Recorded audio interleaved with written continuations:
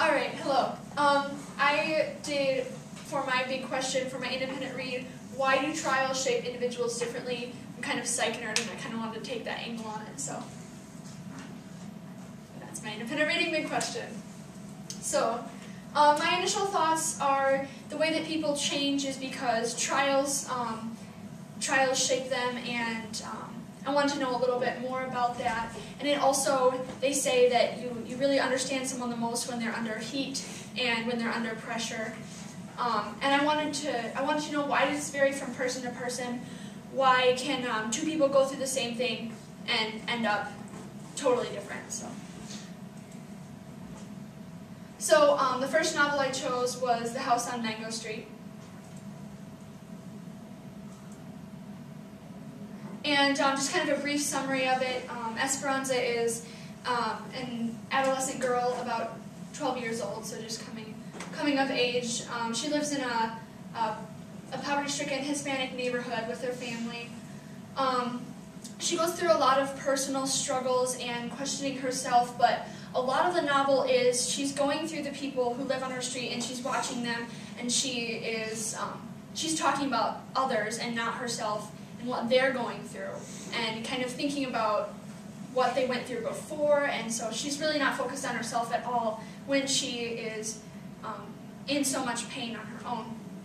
So, but she really does want to leave Mango Street, and people tell her that she has the intelligence to do so. And at first she doesn't want to have anything to do with it, but as she starts to look at the people around her and see really the beauty and the pain that they're going through and starts to care about them, she says that she won't forget it. So how did Esperanza respond to a life of trials? She felt as if she had two choices: follow the cycle of poverty or dissociate with her family and her culture. And at the end of the novel, she kind of finds a third option, a third choice, and she combines the two. And although she's going to leave and go her own way, she's going to embrace her culture and care about her people and use her advantage to help them.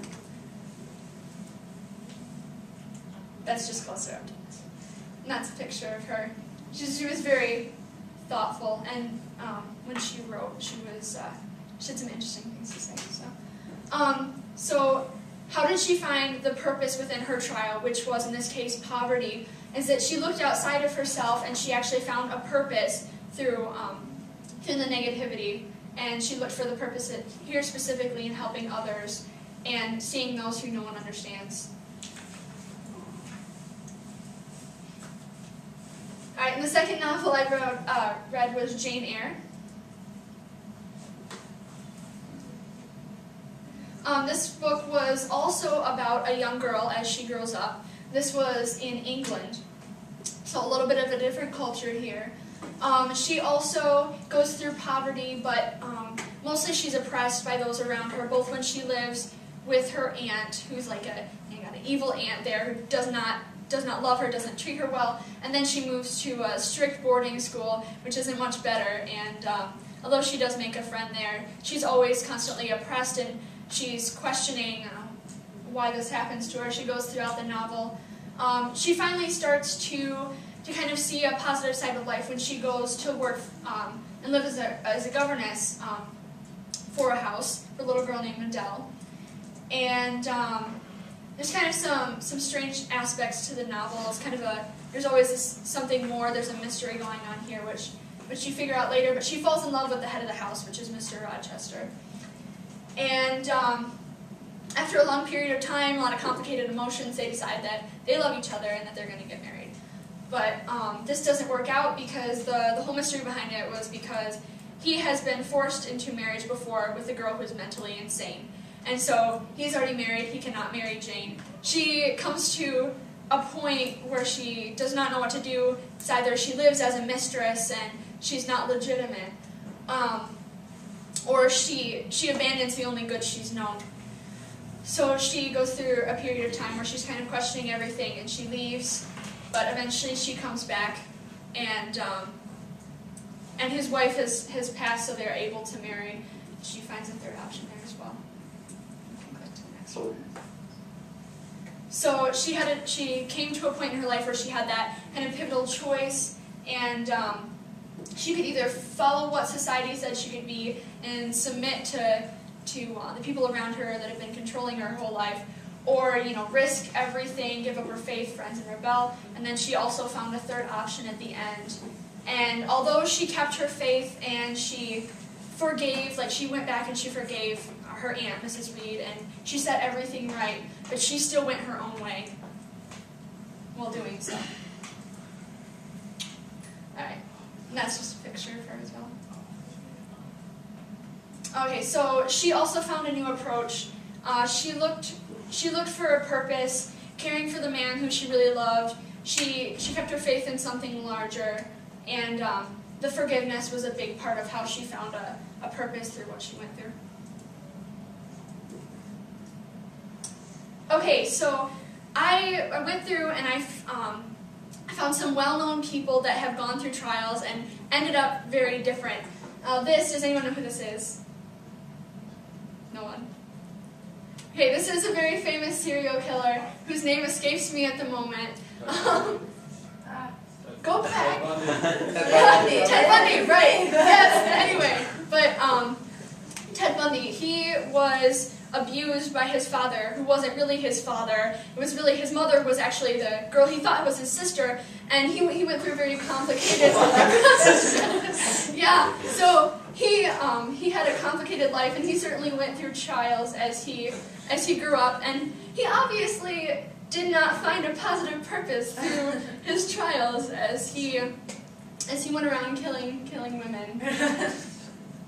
Which I think was really because of what happened with his mother, so I'm going to the next one. Does anyone know who this is? Mel Gibson. Mel Gibson. Yes. But the character. Robert the Bruce. Sure. William Wallace. William Wallace. And so he went through a lot of trials in the movie, and actually, it's based on a real character. But he chose to find purpose within it. The girl he loved, the girl he married, was killed by his enemies, and he was left with nothing. But he chose to find a purpose in that, and that's why he's become a hero. That's why he's so well known. Another nice guy. So Hitler, he grew up in an abusive, oppressive family, and you all know the story to this one. So it was another example of he came to a point in his life where he decided that he would not find a positive purpose. He certainly found purpose, but it was not a positive one. So move on. And then Michael Jackson. This is kind of a complicated character. He never really got along with his father very well, and he never felt as if he was accepted. He became a huge success. But he also went throughout his life where he never really felt like he reached the point he wanted to. He was always searching for more, always trying to.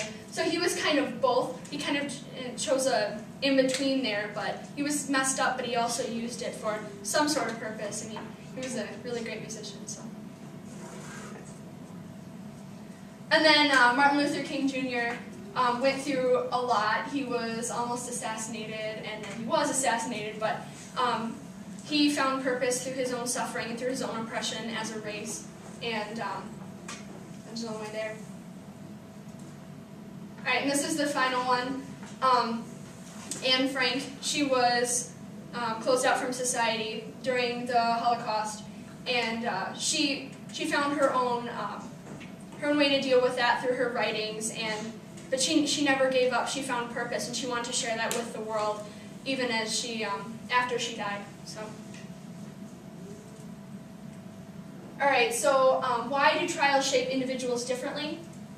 I came to the conclusion that there comes a point in every person's life where they have to make a choice. How will they respond to these trials?